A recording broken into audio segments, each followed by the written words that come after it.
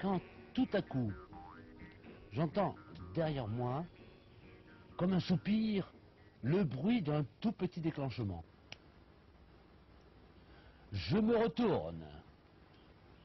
C'était la panse du dieu de la fortune, honoré sur l'autel domestique, qui, pivotant sur ses gonds, venait de découvrir largement l'armoire intérieure où, rayon après rayon, notre hôte accumulait ses trésors. Piles d'écus, joaillerie, argenterie, titres de propriété. Je nous allume pour toute une après-midi à inventorier le magot.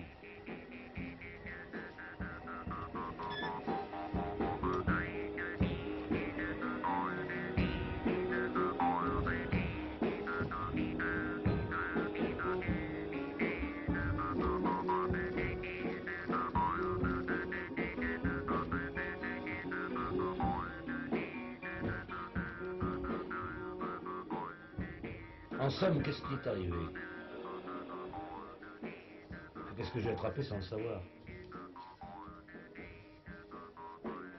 Je demande quelle influence occulte, quelle vertu indélébile imprègne désormais ma présence et mon visage pour que ma présence physique, à elle seule, suffise à déranger les dieux de cette neutralité qui est le principal bienfait que l'on peut attendre d'eux et de cette immobilité conventionnelle dans laquelle, grâce au secours de l'art, nous avions réussi à les incarcérer. De même que le voisinage d'une femme au moment de ses règles suffit à déranger la culture des champignons et l'obscur travail du vin dans les fûts, ainsi je ne pouvais entrer dans un temple sans que l'esprit, au sein de la pierre et du bronze, se mit à bouillonner. Qui donc de moi, et contre tous mes goûts, a fait ainsi un casseur de Dieu?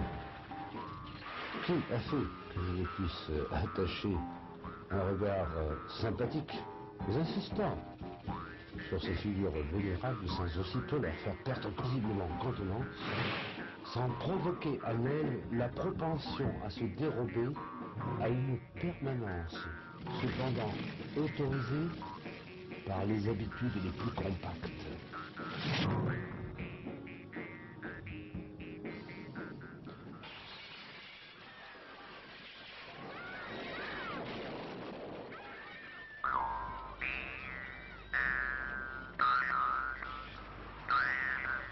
Quelle contagion ai-je contracté dans ce curieux pays où l'un des commandements principaux de la loi religieuse est « Tu ne feras point de sculpture ».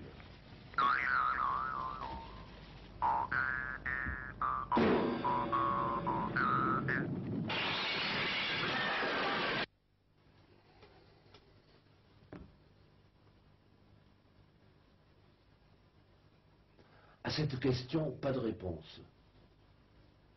La communication est coupée.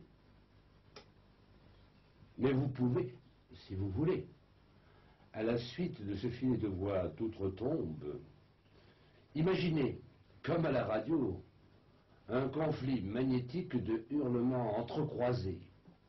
Mais rien ne vous empêche de laisser le récit continuer tout seul, comme de son propre poids, pendant que Pilate, au milieu des ours et des bisons de la Haute-Garonne, surveille un tétrarque édenté en compagnie de sa grosse levantine. En lui-même, qu'est-ce qui se passe? À quoi rêve-t-il quand il dort? Qu'est-ce qui se manigance dans les sous-sols? Quelle porte souterraine entend-il s'ouvrir? Quelle rumeur d'une foule en fureur qui arrive et tout à coup se tient devant lui, cet inconnu gigantesque dont il lui est impossible de distinguer le visage? Quelle sensation de civilisation qui s'écoule à la lumière d'un soleil voilé, et alors, s'insinuant, s'interpellant, s'interposant, s'attaquant, se confrontant, tournant l'une autour de l'autre, ces deux grandes paroles qui pour lui constituent le reliquat du procès. Voici l'homme, et qu'est-ce que la vérité?